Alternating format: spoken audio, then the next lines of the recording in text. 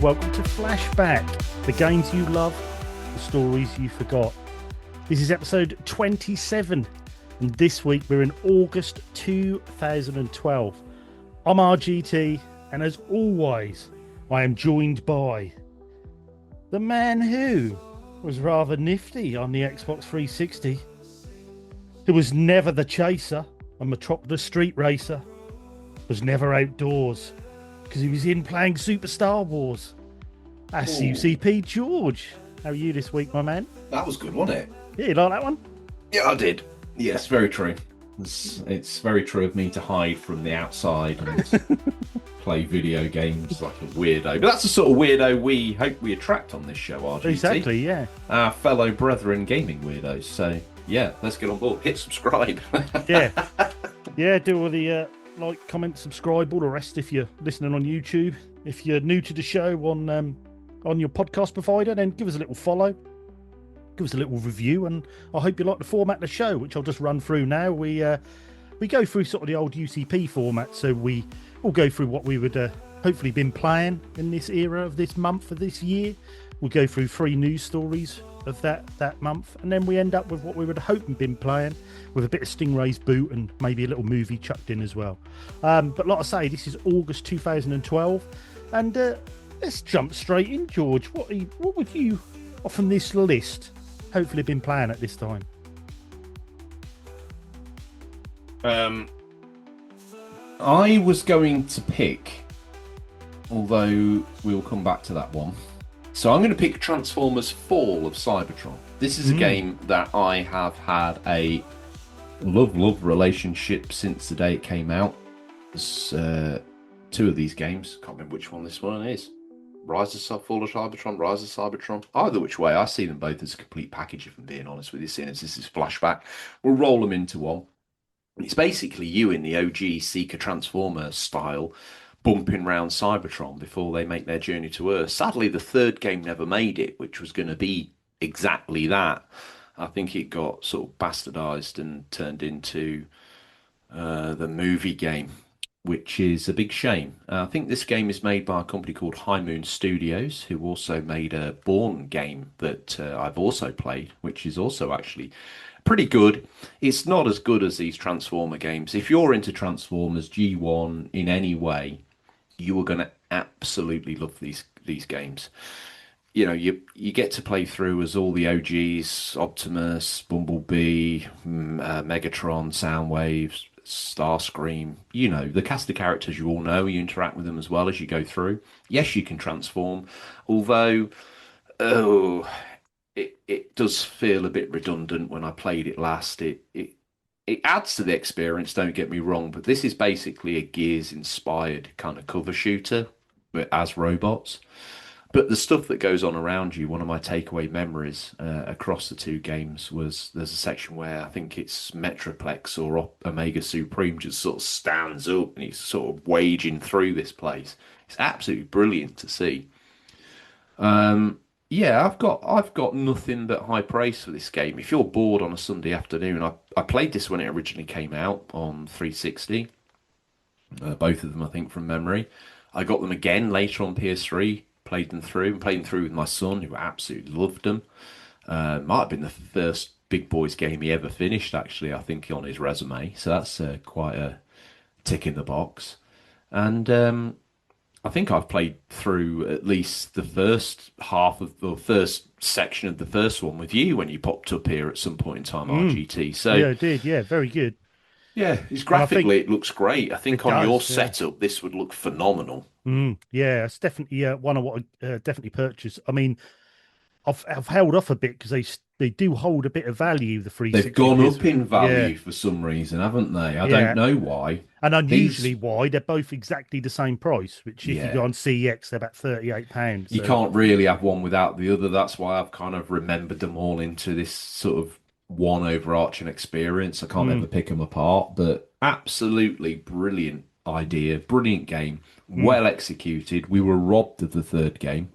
I think this would have been, if they'd carried this gameplay style into a 3rd one based on Earth in like the 80s or something, this would have been, oh my God, RGT, it would have been so good. So the Was this the first or the second one? Because everyone's called War of Cybertron, isn't it? Or War on Cybertron, I I think. thought one was like War for Cybertron and Yeah. Fall of Cybertron. So which one was the first one? I think maybe War of Cybertron is the first one. Okay. Fall of Cybertron is the second one, and the third unnamed game, which then got turned into a tie-in with one of the Michael Bay movies, so didn't actually represent anything from this franchise. Um, as I say, it's a big shame. They obviously saw an opportunity to cash in on the movie and took it, Mm, or maybe there was pressure from maybe a wider studio arm, or maybe from the holders of the franchise had seen these two had done well and thought High Moon could attach to the movie game. I just wish they'd come back and then finish this third game that was always rumored to be in the works, in its original incarnation. But there you go. mm. That's enough talk from me of a folding plastic toy from Japan that got rebadged as an American toy called Transformers. Um, I think the game you were going to mention, I'll just quickly mention because we've got a bit of a news article on that, but that is August the 14th, 2012, with Sleeping Dogs. Yes. We've spoken wax lyrical about that on here. We've had that as our one of our Gen 7 playthrough games, probably, I would say to date, the probably most popular one we've had so far. Yeah, even I got to go at that, didn't I? Yeah. And if you wonder what that is, our our main show, Unofficial Controller Podcast, we have a Discord, and on that Discord, we do a thing called RGT Back to the Past, where we play Generation 7 games and we vote on them each time to see what everyone wants to play. And at the moment, we're currently doing Mass Effect. But yes, we played Sleeping Dogs. Don't forget that you got to pull Zangief on that as well. Yes, sorry, yes. Me and Zangief come up with the lists, and then we put it out to vote. I'm still So, waiting on the lawyers ratifying whether you can't just say his name like that. what, Zangief? You- Or do you want me to call him by his actual name, which is Fat Zangief? Oh, you. It's just the pronunciation's not quite right. You're not you're not feeling it, but that's totally cool. Um, Yeah, I'm not going to go full Zangief on it because if you want to know about that, then listen to the UCP. But yeah, Sleeping Dogs, we loved it. Great game. Until I played it again, didn't even realise that was Square Enix done this game, but absolutely brilliant. well, Yes, Sleeping Dogs. Let's get into it just a little bit without really going into the game, but it is the unofficial third game in the True Crime Streets yes, series. yes. So is it them? Is it really them? Not really. They definitely took it on board, polished it, and finished it, didn't they? I think they might have moved it to a different studio. I don't know, but Yeah, I believe they did. be interesting. I haven't gone down that rabbit hole for a while because I mean I did go through a binge of trying all these GTA clones, and Sleeping Dogs is definitely the high watermark of them all. Mm. Scarface would be the next notable one. But Sleeping Dogs is almost, you could say, an original work, so I think it edges it a bit more. Yeah, definitely. And it feels, I hate to say it, because as good as Scarface is, it's a bit cliched, Yeah, and I definitely. don't really feel like Sleeping Dogs is. No, and that was United Front Games done it, and Square Enix published it, so they shipped it out to them, and Yeah. um, great game. There's even not the PS4 version, which is or the Xbox One version, which is even Mm. a cleaner, better version of that, or you can get them versions on Steam as well. But I yeah, actually think its Gen 7 version is something about the artwork, the way it all smudges together on the screen. It was the it was made for that generation. It really kind was. of, and I kind of want to see it warts and all, as maybe not as they intended, because I guess as they intended would have been the PS4 version, but It was actually impressive that I did note when we were discussing the game on the Discord that things like draw distance and that were some of the best I've seen on the PS3.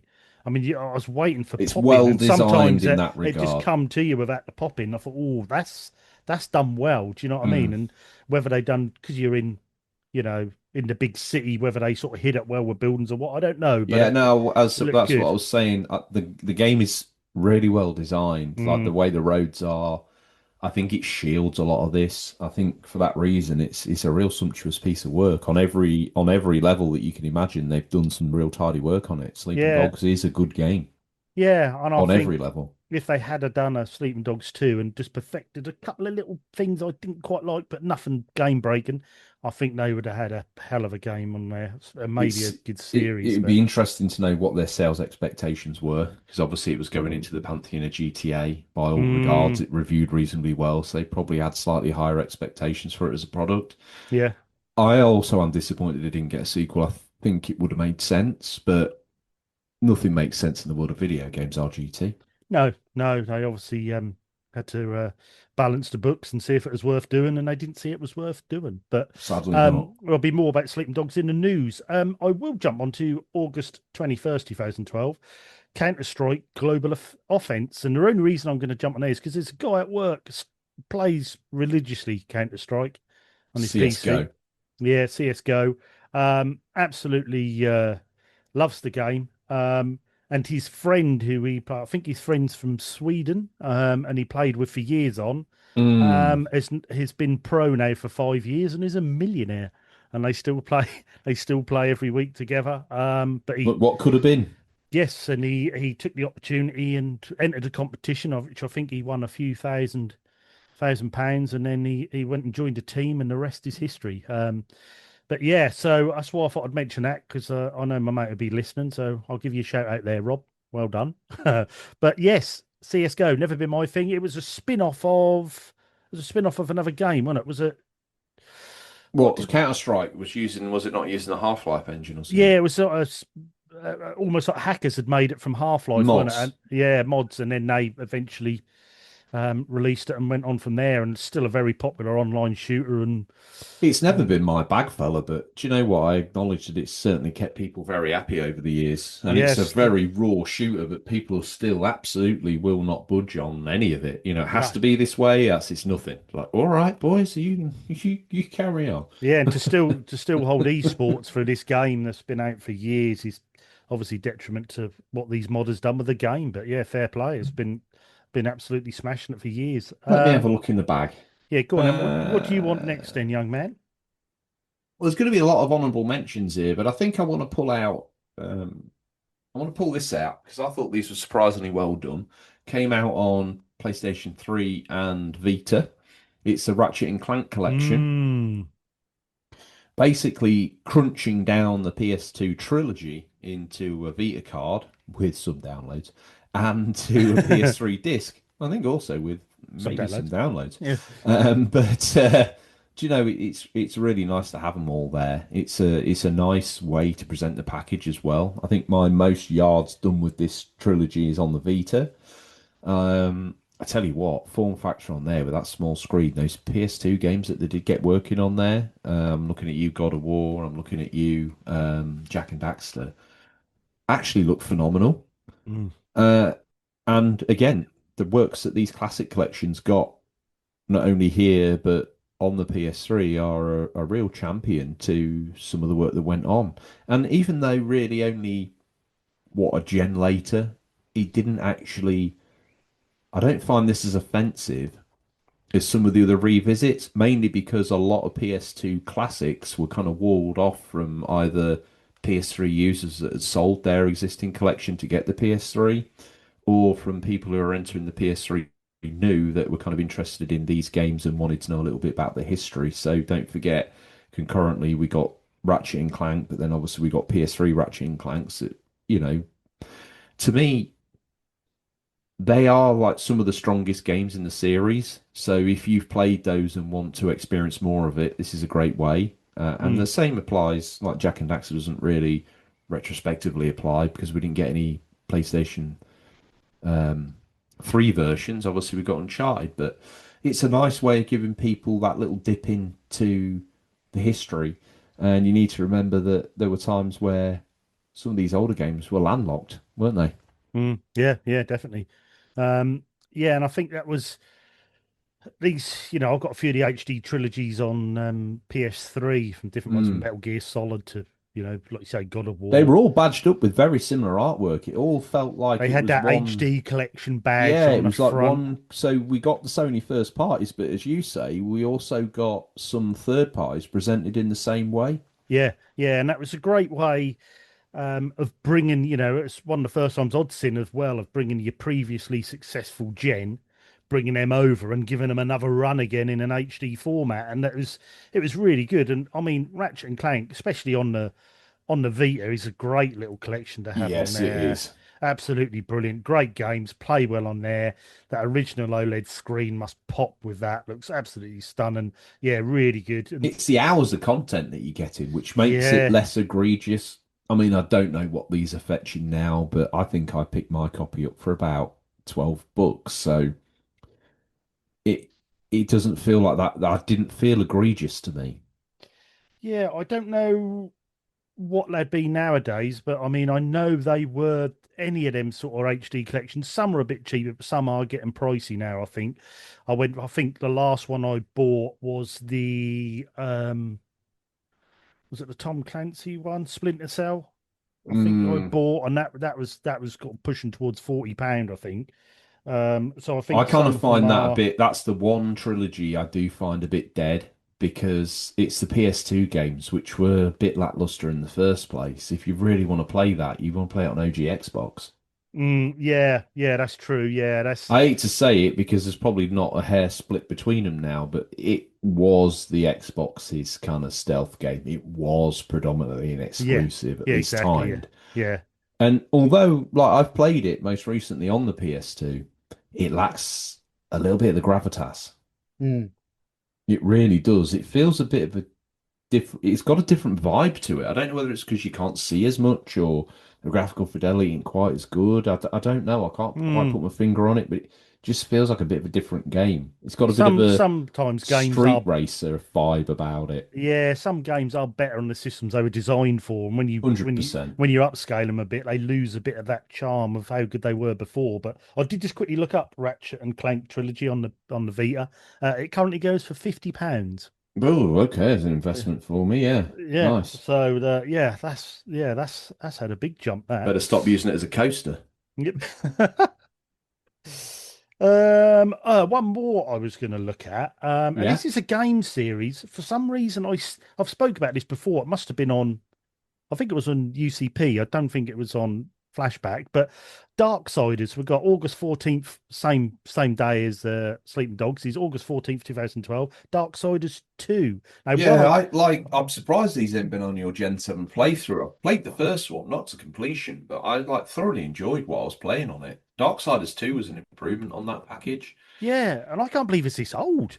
I thought No, Darksiders 2 come it's out hard to way imagine. Well, later. this also got a revisit in the Darksider trilogy on PS4, I think, where they remastered the first two or three games. That must be where I'm thinking then, because I had it in my head that this was a PS4 Gen 8 game, but No, no, no, no. no, no, There we go. There we no. go then. We got a third or a fourth game much later. I think it might be a fourth game, which was very different.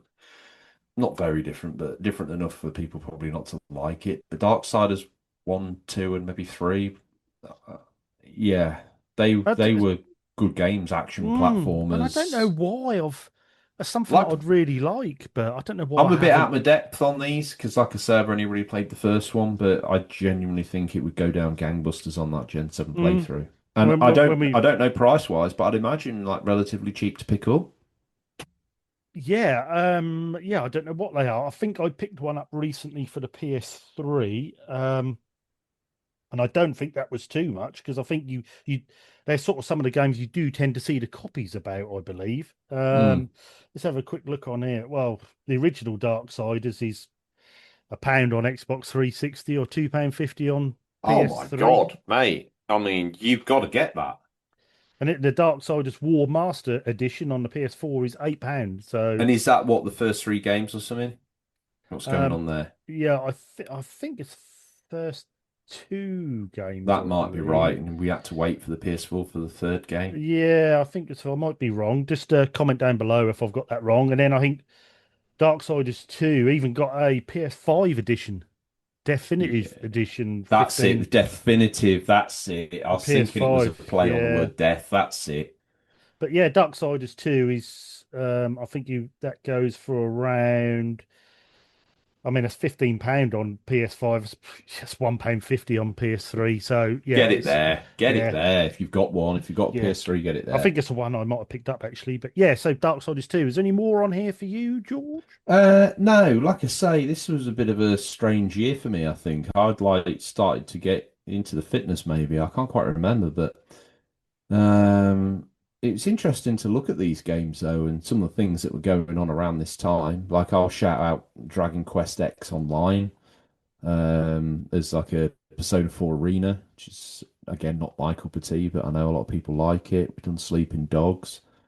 Um New Super Mario Brothers 2, that launched to some fanfare on August the 19th, 2012. Hmm. Um, Latest iteration of Madden NFL 13, which I've got actually. I think that might be like a celebration edition. World Ends With You solo remix. Um, and I think that might be like my lot of things that I'll be even mildly interested in. There is that game there, 30 Flights of Loving, which just looks so interesting to me. I'd love to know what that's about. It's got to be a PC game of some sort, but Yeah, I would imagine it was. I mean, we also had like Vector and Guild Wars 2 out at the time, but yeah, that one is. Yeah, that's an unusual one, isn't it? Definitely. yeah, it It's. looks I've zoomed in on it. Windows, Mac, VGA. Do you know what it looks like? The cover art looks like the. It looks like someone's done Wolverine in Minecraft. Oh, I was just thinking it looked like a Pop Funko Joel. Yeah, it does. Yeah, yeah, it definitely does. Yeah. Oh my God, brilliant. But yeah, there's some of the games that we would have hopefully been playing at that time in August 2012. But I think it's time we done the news now, George. Yeah. We've scoured the very darkest back pages of all the gamer mags and even delved deep into the interweb to bring you what was the latest stories in August 2012. First up, from gamesindustry.biz. And this is titled Heavy Rain 2 Never Seriously Discussed Between Quantic Dream and Sony. David Cage says that creative people have to do something different or you're just a marketing guy. Um, Quantic Dream Quantic Dream CEO David Cage confirms that Sony never pushed him to create a sequel to Heavy Rain after the success of the crime thriller. When asked about the amount of leverage Cage received for the newest project, he responded, total freedom. Many publishers, after the success of Heavy Rain, would have said, well, you need to do Heavy Rain 2 and do what you want, but it's going to be called Heavy Rain 2. And Cage to Game Sure, we have never had this conversation with Sony. They just asked, what's next? What do you want to do? Well, I have this idea. What do you think? Yeah, it looks great. We talked about it, explained the concept. They never asked for me to change anything in my script. And no, total freedom. I think this kind of project can only be made in complete freedom because otherwise it's not the same experience at all.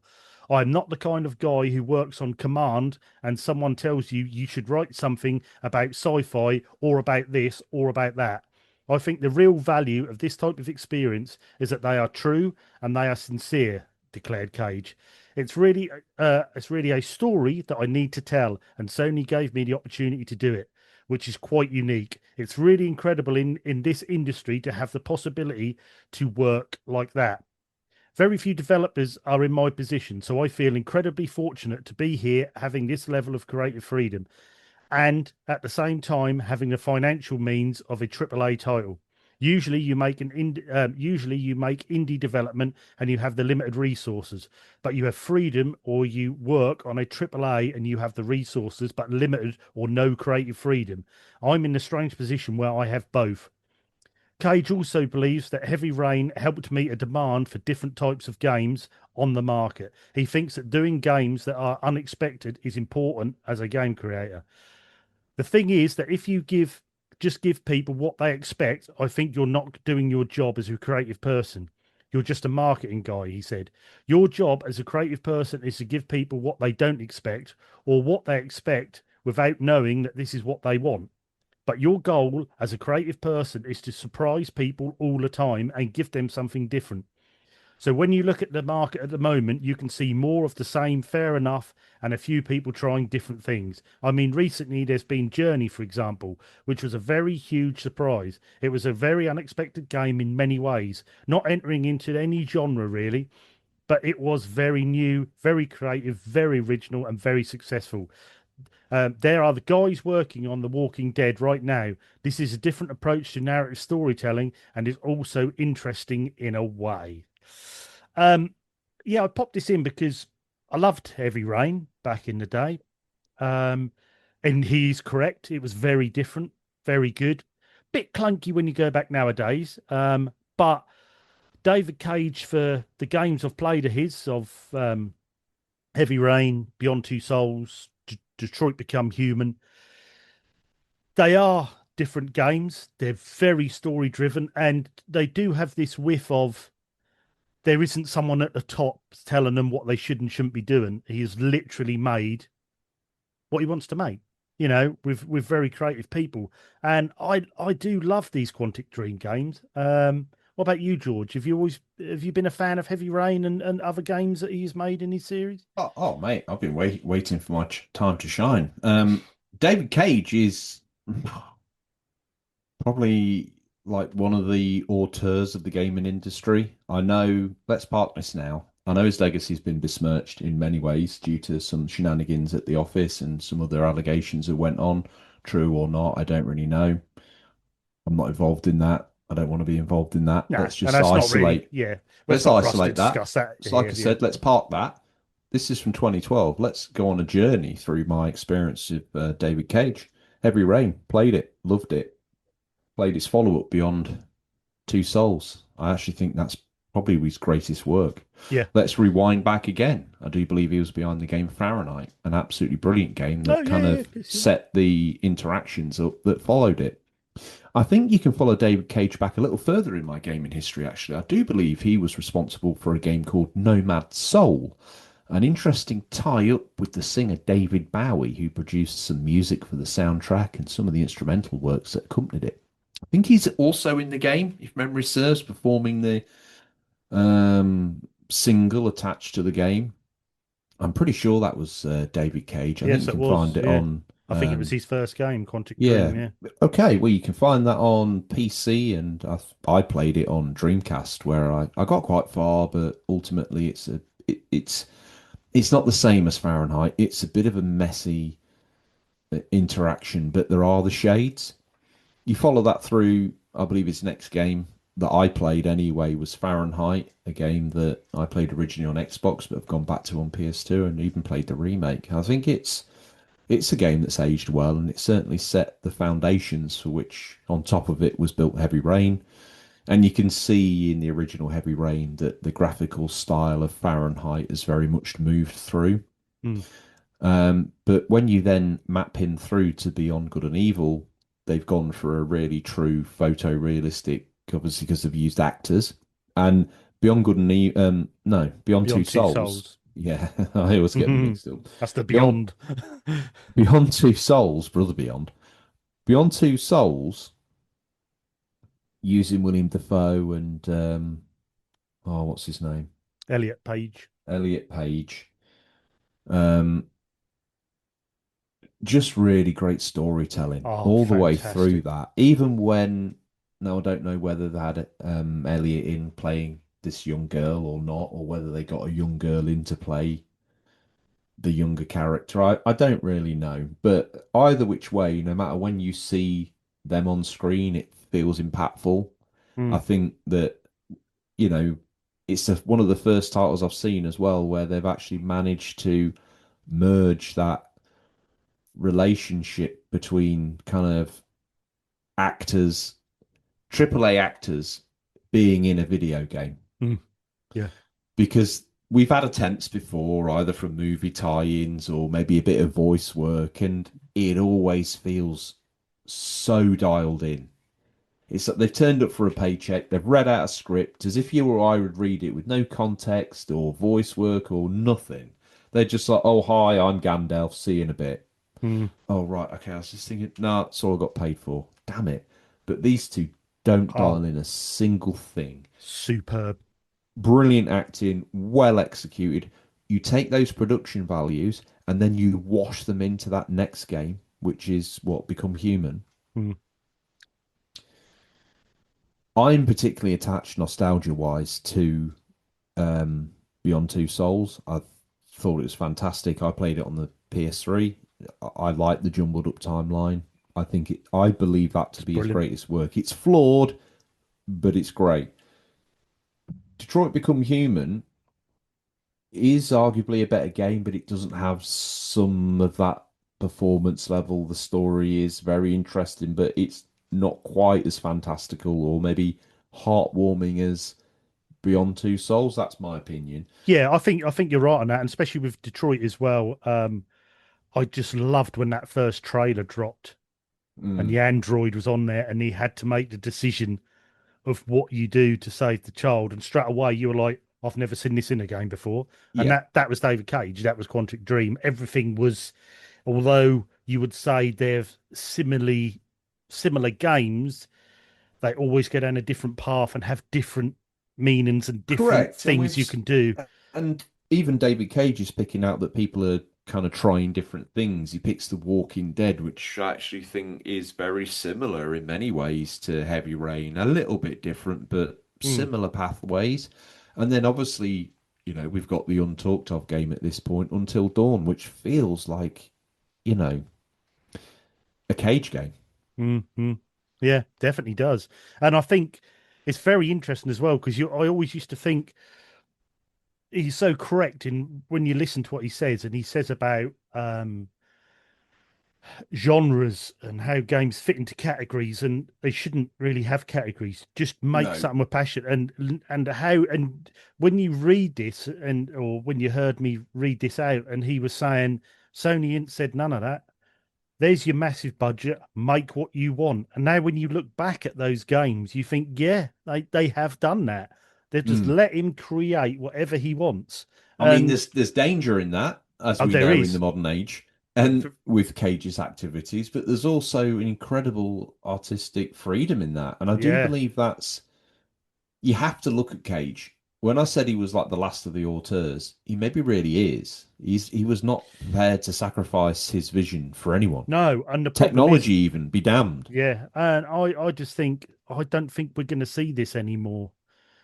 Games nowadays are made and published by the money men who want to see Oh, returns. games are made by committees now, and Yeah, that's half the reason why I think we maybe struggle to see the passion in them that we do or we yeah, used exactly. to. Instead of They, being passion projects, they're number projects. yeah, exactly. Yeah, they're designed to hit where they'll get the most people buying those games and the most people, if they're free to play, spend on those games rather than actually let's invest in something different. Let's invest in someone artistic. We don't, if you're looking for them sort of games, they're indie games. That's where you look nowadays for those sort of Mm. games. Your big games will fit into categories, and even your modern games like Horizon Zero Dawn, things like that. When you actually, fantastic games, but when you strip them down, they're very similar to most open world other games like Assassin's Creed Origins and things like that. The same tropes apply because they have to fit into that sort of genre. Whereas these times of big AAA games that have just been given a free license, I don't think we're going to see anymore. I think, like I say, you look at games nowadays, and it was just very refreshing reading this. I see the indie space given as the next David Cage. Exactly. I think there's many a David Cage out there in the indie space. We've witnessed it with games we've played recently and things, like I've played as well from God, I can't remember their name now, bless them, but I played the football game from them. Absolutely Yes. brilliant, and they've had two or three games. I think they've got another game coming out, and you just think, they're making what they want to make, not what they're told to make. And that's What a were the very games big called again? There was that manager one, wasn't there? That was nutmeg.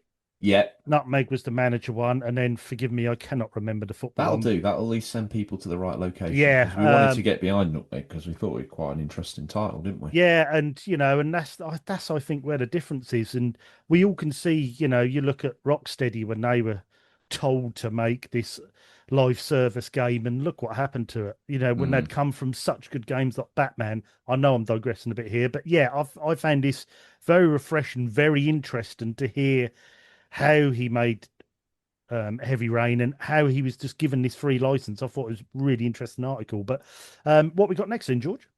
Well, also from gamesindustries.biz, we've got second week at UK number one for Sleeping Dogs.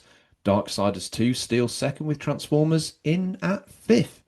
Square Enix's open world crime thriller Sleeping Dogs secured second week at the top of the UK's retail charts. Do we do this now, or do you want to do the chart? What do you want to do, RGT? Read this through, and then we'll do the chart, shall we? Okay, all right. We'll completely pop in their cherry. We're giving them a Zangief too early. Sleeping Dogs has secured second week at the top of the UK's retail charts, edging out new entry Darksiders 2 from THQ. The good news for the Darksiders team is that the sequel has comfortably outsold the original its opening week. Activision's Transformers Fall of Cybertron also hit in the top 5 on debut week, managing 5th place after New Super Mario Bros. 2 and Sega's London 2012 hold on to 3rd and 4th after making room for Darksiders. Elsewhere, the top 20 is largely reshuffled, with 9 of these titles having been present on the chart for 30 weeks or more. Okay, Smashy, let's go. In at 20, down from 16, Skylanders Spyro's Adventure. In at 19, down from 14, it's Mario Kart 7. A re-entry. A rear entry for Saints Row the Third, coming in at this week's 18. Another re-entry, Call of Duty Modern Warfare 3 in at 17. This week's 16, sliding 1. It's Call of Duty Black Ops. Down 4 places from 11 to 15, it's the Elder Scrolls Skyrim. Pack your suitcase, but don't forget your axe. Last week's number 9, but this week's 14, Dead Island Game of the Year edition. Still staying at 13, it's not moving up, it's not moving down. But be careful of them tanks, it's Battlefield 3. Holding a strong defensive position. Last week's 12, this week's 12, FIFA 12. Web slinging his way all the way from 7, he's now down to 11. It's the Amazing Spider-Man.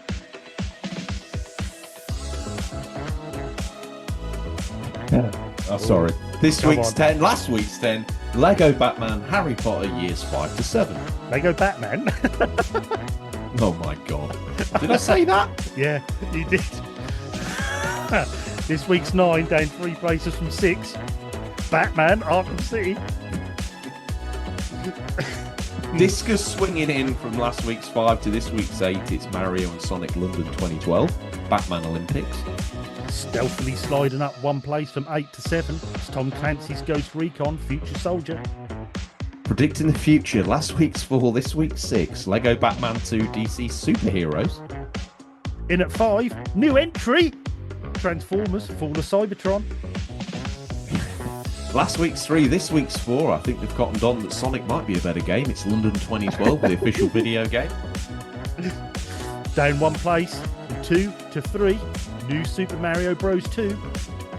A new entry in at 2. It's the aforementioned crawling up from the hell itself, Darksiders 2. And as we said at the start, last week's 1, this week's 1, it's the Amazing Sleeping Dogs. The Don one.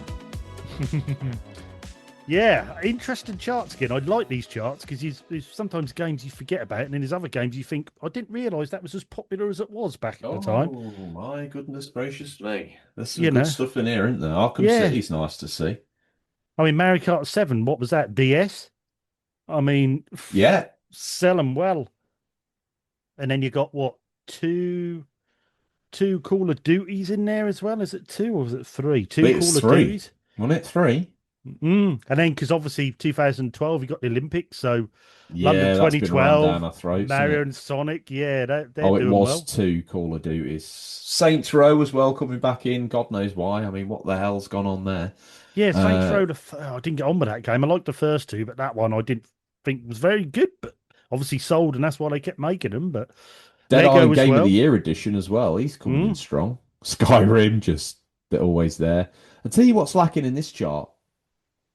What? Any form of GTA action, if you think that the modern charts have never seen it come out. Yeah, No that's true. Minecraft action. Yeah, that's unusual, isn't it? That is very unusual. I mean, Lego seems to be as popular as ever with Harry Potter and Lego Batman 2. Obviously, FIFA's in there with FIFA 12. I think if you get a few years down the line, it's probably even more. It would have been further up the charts, I think. Amazing Spider-Man as well. I don't know if I've Mm, played that one. no, I don't Mm, know. I have. Skylanders Spyro's Adventure, though, obviously shoveling in the tat. mm, Um, was this the OG tat? I think it might be. Did it mm. start here? I think it did. It did, yeah. It started Gen 7, didn't it, Skylanders, and then suddenly there Well, I it think was, it started off the back of Spyro, didn't it? and it's now, yeah, and it's now getting a bit of a second resurgence at the moment, I think, and it's quite popular again. But I mean, also like Dead Island, like you say, Game of the Year edition. I remember my mate playing that and really enjoying the Dead Island Yeah, games. me and But Rachel have had an experiment with it, and that Game of the Year edition exactly, and it's all right. It's mm, just a bit. I don't know. I don't like the combat. You're just flailing around in it's first that sort of person. first person flail and combat in it. I get what you mean by that. And but Just feel like a I kid get, having a paddy in a supermarket. yeah, yeah, you are a bit just waving random things about. Exactly that. But but I still Like, can't what? believe that's like 14 years ago. That surprised me as well. Every now and then we get see me get a resurgence of Dead Island. Um, I'm just trying to think if there's anything else. Obviously, Transformers, you said, but obviously that's backed that up with being a good game. That's straight in at 5, so that Yeah, was selling well at a popular time. yeah, I Um, think so. And I think that, it justifiably so. and I still think Sleeping Dogs, pardon the pun, I do think a lot of people sleep on that game nowadays. It's it was obviously really popular Well, I then, don't but know. It's like the ultimate hidden gem in it, I guess. I I don't know if suppose so of that maybe sort not of many people GTA have played clone, but. it, but I think a lot of people have kind of heard about its prowess. Yeah, very true. Ghost Recon, I've never played those games. Never something I've really got into. But again, that's shown how popular These they were. ones were kind of all right. Mm. Yeah, so that was interesting. I hope you like the little chart rundown again. And it's very, like I say, that surprised me how well received Sleeping Dogs was. It was obviously, like you say, there was a lack of a GTA game, and I would imagine that is why that was doing so well because that it itched, scratched the itch, so to speak, of the GTA, gamers. Yeah, I Um, think so. They picked their spot, didn't they? I'd say. mm, yeah, definitely. Um, and finally, also from game industry, got .biz. New Super Mario Bros. 2 digital downloads make up 5% of total sales. Mhm. Nintendo's digital efforts pay off with New Super Mario Bros. 2. Um, Though Nintendo has been slow to jump into the digital retail space, the company's digital release of New Super Mario Bros. 2 has been marketed by President Satoru Iwata as a tentative success. Iwata told the Wall Street Journal, subscription required, that digital sales of the game made up 5% of the total Japanese sales for the title since its launch on July 28th, 2012. This initial offering going forward, we've gotten a good reaction going, he said. Sales of Demon Training and also released digitally in Japan came up to 20% of the game's total revenue. Iwata believes the stronger digital sales for Demon Training are due to the nature as daily puzzle game. Nintendo is going to be carrying forward its new digital download initiative on the 3DS and the upcoming Wii U. Um, this one I found amazing because of how happy they were that digital downloads were 5% when you think nowadays they're pretty much 50-50. They're probably more than 50-50 now, I would imagine. I know they were very close for a while, but in 2012, 5% digital downloads, the rest was physical. I mean, that is incredible, isn't it?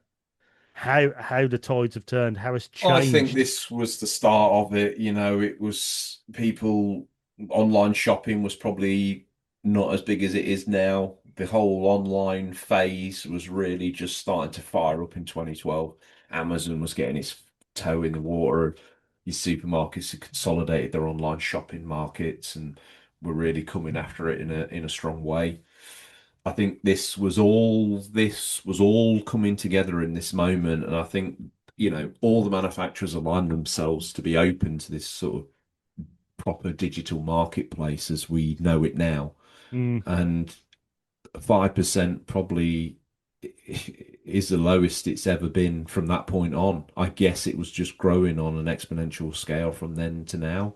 I think initially, as a gamer and people around me were a little bit hesitant to do this, but don't forget they were the other manufacturers were kind of drip feeding you free games to get you into the idea of kind of claiming them in the marketplace and getting into the idea of having games with no boxes to them, kind of delivering them as a bonus to kind of Mm, soft wash the idea that the online is the future. No one ever argues when PlayStation give out free games every month, but you need to think about what that actually means. Because if you mm, stop paying, they go. yeah, exactly. Also, what it means is your resistance to online purchases was reduced by them just giving you free stuff. Mm, I'm not being funny, RGT, but isn't that, I think I've said this on the show before, but isn't that the drug dealer tactic? yeah. But they've used it here and they've done that, and this was the Trojan horse at the start of it. I don't begrudge it. A lot of my recent purchases have been on digital storefronts, and I was a fastidious physical collector, gotta be this or no way or nothing sort of scenario. And I'll be honest with you, they've made using the physical item actually a little bit cumbersome and awkward these days. He kind of doesn't feel very slick in the rest of the ecosystem, does it? Getting down on your knees and feeding No. this thing a piece of silicon, it feels a little bit weird. The rest, every interaction with it on all of the modern systems is all based around these tile fronts.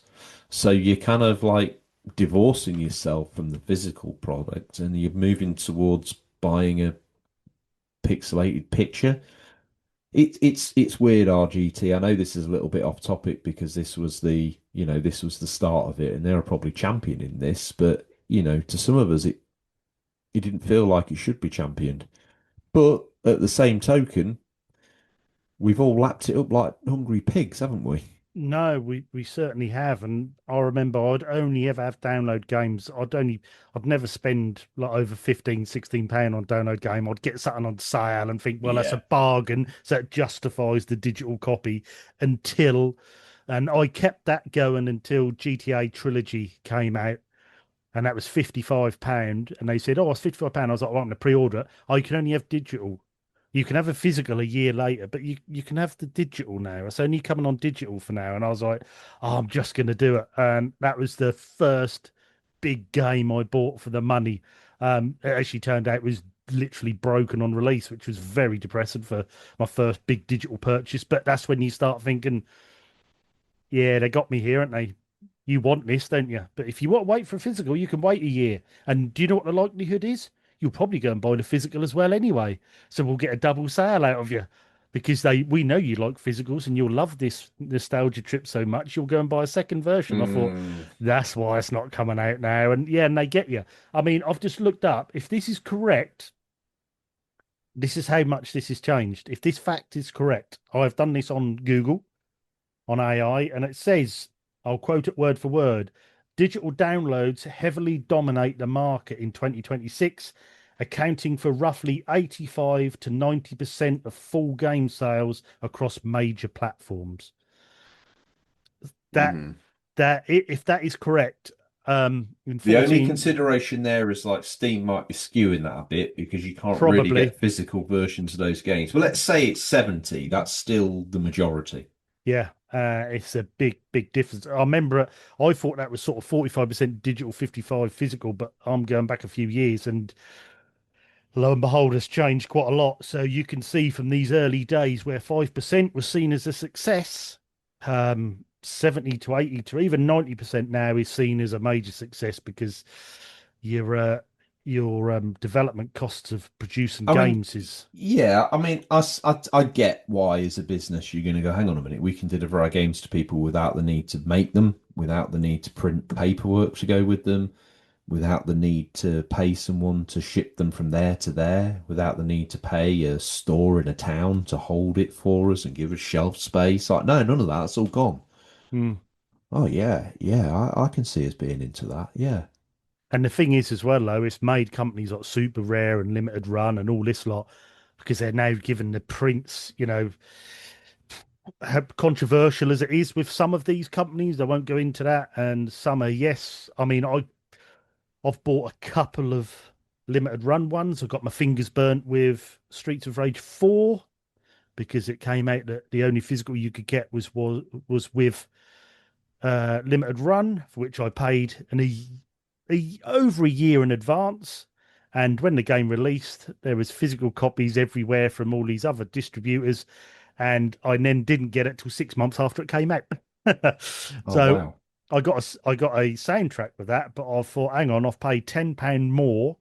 I've paid over a year you know, in advance of getting a game that's going to be out anyway, which was quite Mm. easy to get hold of, and I got my fingers burnt with that. But overall, they are making runs of these digital games. The only downside is they're technically limited to how many they sell, although Limited Run has opened up a store now, which has the copies in, which is, I think, annoyed a few people because you can actually just go in the store and buy these games, which were supposed to be a limited run. So I don't quite know how that works, but Mm. but I suppose they are keeping that digital sort of game only, giving them the physical versions that people want, hopefully. But I just think, yeah, I think how popular Steam is now. I think how popular well, I say subscription services. We all know what's happened with one of them, but the popularity for a while of subscription services, yeah, is it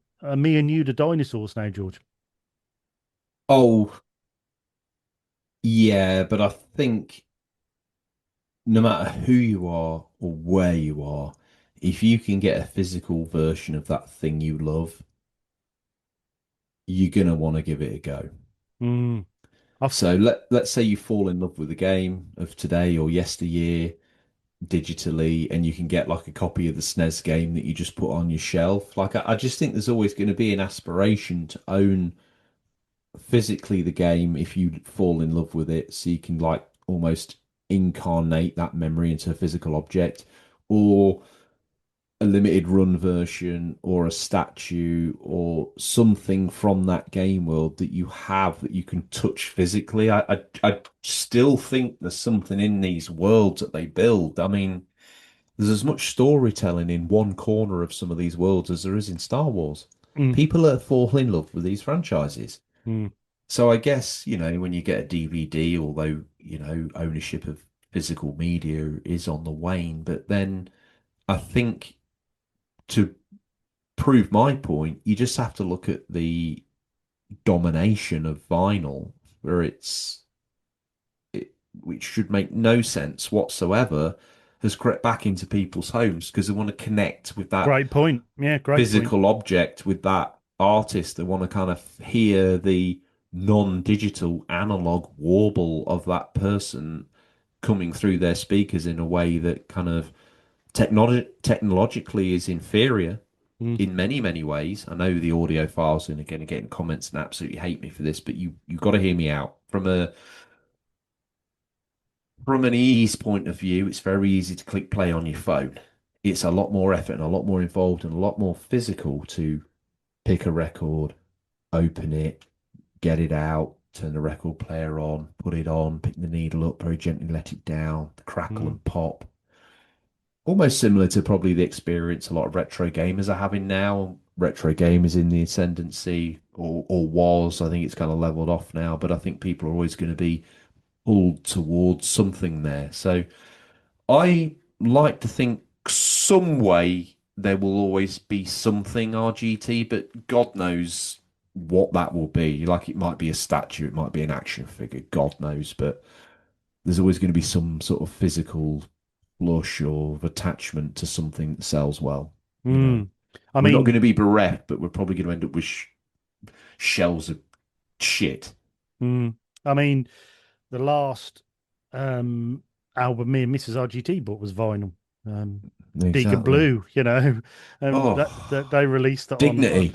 Yeah, they've just done their. I think this is their final album before they retire. But we Oh, they've bought, done a new one. yeah, doing a new one when we pre-ordered that, and that was £20 for a vinyl limited edition blue delivered. And you just think good price, for what you'd play for downloading an album. And also, this was a few months ago. I was on Instagram and it came up this advert and these guys, and it was cassettes. And they got a Mm, company and they only release stuff on I cassette. saw that. They're Yeah. bringing cassettes back, and I sort of went on their website and had a look, but they're sort of There's a guy putting like modern series on VHS as yeah. well. And There you is, and look at they look great. the cassettes, you get like crystal ones and white ones with red wheels in the middle and all the rest of it. And I thought, so they're giving it that sort of limited edition 90s look, but Yeah. in a modern day. And I just thought, hey, fantastic. And that sort of sent me down a rabbit hole. And then I saw another guy, he was doing he does like Switch and Game Boy Advance cases, but they're in cassette tapes. Mm. You have them all lined up if you just got the solo gun. I thought, yeah, there's something there for the physical collector, and I think there'll always be enough passion around the hobby, as long as it exists for people to want stuff from this hobby, and well, not just the physical ephemera of playing the game, mm, literally owning something either from the game or the game. well, I think I was watching a bit of news when I think I've mentioned this on UCP as well, but we'll bring it up here talking about digital and services. When Forza Horizon 6 first came out, within the first week or 2 weeks, there was 6 million people had played it on Games Pass, Mm. but 6.8 million copies had sold. And they said that's Oof. almost gone back the other way again. The people had got rid of Games Pass and were actually buying it instead. So there was more players who had a physical edition than there How was good is actually. that? How good is Yeah, that? and That's that great. suddenly, and that's when they said, "Well, hold on, you can see why Xbox are thinking of shelving Games Pass now, because the physical buyers were suddenly coming back." I So, always said it was a bait by them to disrupt the marketplace. mm, mm, Unfortunately, because of the others' lack of commitment to providing an equidistant product, and it's been proven that that equidistant product is damaged, not mm, only the main business, but maybe even the industry as a whole, I think is suffering from choice paralysis. mm, yeah, Um, and this is what we wanted. We wanted our eyes pulled open like Clockwork Orange, and we wanted to be fed entertainment. We demanded it. mm, We demanded it. Well, what I'll mm, say is, careful what you wish for. yeah, yeah, definitely. But those are the three stories I for this month of August 2012. I hope you enjoyed those. We had a bit from David Cage and Quantic Dream, and about how Heavy Rain 2 was never on the cards. He just had free reign to make what he wanted. We went straight into the second week for UK #1 for Sleeping Dogs, and we give you a little chart rundown of what was selling in this month and what was doing well. And then we finished up with how happy Nintendo were that Super Mario Bros. 2 had 5% digital downloads, and to where we are now with digital downloads and how that whole market has changed. So, hope you like them, but I think it's now time for what we affectionately call Stingray's Boot. What's nestled between some counterfeit nappies and a dodgy copy for Battle for Endor is some of the new releases for September 2012. Spring Stop. Wow. Whoa. Whoa, whoa, whoa, whoa.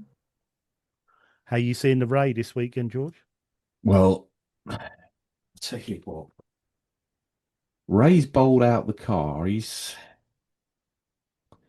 said he's giving cosplay a go to me. He's come. He's come. He's come as Han Solo. Looks pretty legit, to be fair. Uh, he's got the shoulder bolster on. He's got the Ray. Obviously, he's made it out of cardboard and whatnot. And oh wow, Little Wayne. Mm, wow, Little Wayne's come as like a hot slave Leia. Um, that's a bit rare, that Ray. I Oh, tell you. yeah.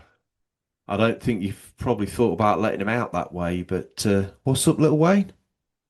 What are you giving me here? Oh, God, to his saucy sight. I think you can keep that, Wayne. In the meantime, let me have a little look-see in the boot. Uh, actually, just out of curiosity, now I'm a bit scared. How are you? You're not seeing Wayne like this here? No, no, no, no, I'm not. Ray's got out of the car, and I thought, oh, he looks almost like sort of an 80s. I can't figure his name now. From Oh, I've got his name from TV. Noel Edmonds. There we go. He looks like Noel Edmonds with a jumper, and he's got his blonde wig on. He hasn't got the beard though. But then, So he is cosplaying. yeah, and then Wayne's got out, and he looks like, oh, hang on, he's just said ready for this pop pickers. Oh, I smash you nicey. It's because we done the charts in it. Oh, that Oh, makes sense. Wayne's Yeah. got a little knitted jumper on, a brown mullet. He's got a little pair of slacks, little bit half mast, some slip-on shoes. Oh, it looks amazing. So why am I Brilliant. seeing these guys as Star Wars cosplayers? I have no idea. Do you want Wayne's card? Yes, please. Send me screenshots. Yeah. Yeah, so September 2012. What would you Yeah. pick out of this list then, Georgie boy? I'll tell you what I'm taking, a game that I actually quite enjoy playing. Oh, what's that? Oh, yeah, that's good. No, I'm going to stick with this. I looked at it when he first pulled up. I'm going to go with Tokyo Jungle on the PlayStation 3. I know you'd get this one. I remember when you bought this and we talked in depth about the game and mechanics and rarity and bits and pieces. Rachel quite likes it, to be fair. It's like you start off as a little doggy, you kind of like work through, and you've got to try and find a mate and breed a successful kind of legacy. Mm. And as you do different things, and as you stumble across other animals, you kind of unlock them to go through them as well. So you kind of collect the different creatures, then you can go through. But like Tokyo Jungle it's a weird art style. It's kind of got that clip arty look to it that I'm not a big fan of at times, but it works in this way. And yeah, it's my Mm. choice. Yeah, Do a you- very sort of cult-loving game now, isn't it, that game? And Yeah, it's I got think so. I mean, it's quite its hard to get. unusualness and Yeah, I grabbed it off the PS3 store, to be fair. I think it was maybe given away in the last throes of the PlayStation 3 store as one oh, of I those. do believe it was, Yeah, yeah. which is why I'm surprised you ain't got it. Mm. Yeah, no, I haven't. Like I say, I think I'd only seen it. Maybe you playing it. I think I can't remember, but Yeah, it's um, it's fun. I mean, don't go out your way, but yeah, you'd enjoy it. So, what's your choice? I'm stuck between two here because there's one here I want to play because I like those sort of games, but another one's quite a big heavy hitter and would have been quite popular at the time. So I'm gonna say Borderlands 2, I think.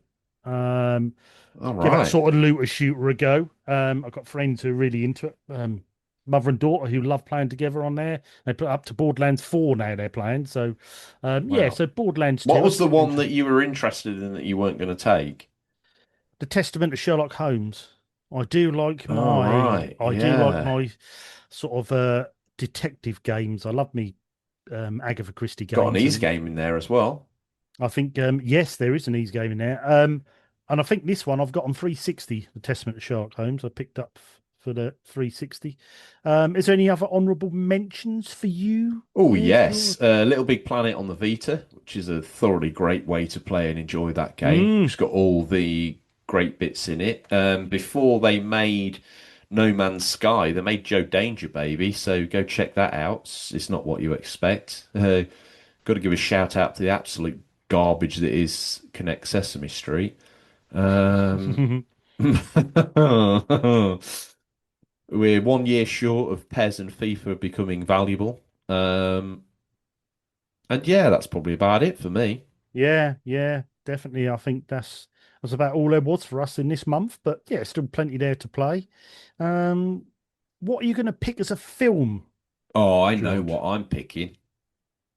Go on then.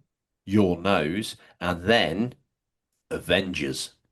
Mm, Came yes, out early, but Ray's doing me a deal on it. Says if I take this, he'll he'll let you take Wayne's card. thank you. I'm going with Contraband, a film I'd never heard of till last year when our good friend she loved this film and said, "Oh, you've got to watch Contraband with Mark Wahlberg in." And I watched it, and it's a great little film. Yeah, it's one I hadn't really heard of, but yeah, it's good little story in that. If you like a bit of an action thriller action thriller movie, Hmm. yeah. So yeah, Contraband, definitely give that a look. Um, Before we go, we better do our usual housekeeping. Like we always talk about on the show, don't forget the Unofficial Controller podcast. the mothership, the one that has spawned this show. Check that out. Check out the website, which is unofficialcontrollerpodcast.com. Check out our email at questions@unofficialcontrollerpodcast.com. Check out TikTok. Check out Insta. Check out X. Check out Discord, where all the chats go on with fellow gamers, from fans of Flashback, fans of the UCP, people who like quizzes, people who like doing challenges. They're all on there. Come and say hi and come and join in. And if you want a link to that, you can find it on either my Instagram, you can find it in the show notes, or you can find it on the Unofficial Controller Podcast Instagram too. Is there anything you want to add to that, young George? Are all the links on the website? I would imagine so, yes. So definitely check out the website. If they're not, I'll get them. Go added, straight there, everyone. Yeah, I'm sure they are. I'm sure they are. So we're just on the website as well. We've just added reviews recently. So we will be doing a retro section. So we might call it flashback reviews as well. So we'll chuck some reviews on there from that. And we might, in the future, we are talking about doing hardware reviews, from retro stuff to modern stuff. So we'll keep you posted on that. But yeah, go check out the website. It's very good. Captain Scarlet has done an incredible job on that. And also, don't forget to check out the YouTube. If you're listening to us on YouTube or viewing on YouTube now, give us a comment, give us a like, give us a subscribe. Subscribe. Yes, give us a sub to the Unofficial Controller Podcast. Just if you do nothing else, just subscribe. Yes, and if you're listening as well, thank you very much for downloading and enjoying the show. We very much appreciate it, as we're rolling on to nearly 30 episodes of this show now. So yeah. God, it's got what? Is it married yet? Kid or? Yeah, it's getting that way, isn't it? Definitely getting that way. But yeah, so just leaves me to say thank you, George. Pleasure. As always, it was a great one, this one. 2012 seems nearer, but then quite far away. This was my year out of gaming, to be fair, so I've done well to actually even contribute, so I'm quite proud of myself. You've done very well. Cycling and running, especially around the time of the Olympics, which I think this was. Yeah, definitely, yeah, definitely. But yeah, so thanks, like I say, thanks to George, thanks to everyone for listening, thanks for downloading, and it just leaves me to say, Flashback, the games you loved, the stories you forgot. I'll see you next week, George, and I'll see you listeners as well. See you later. See you, RGT. See you, everyone.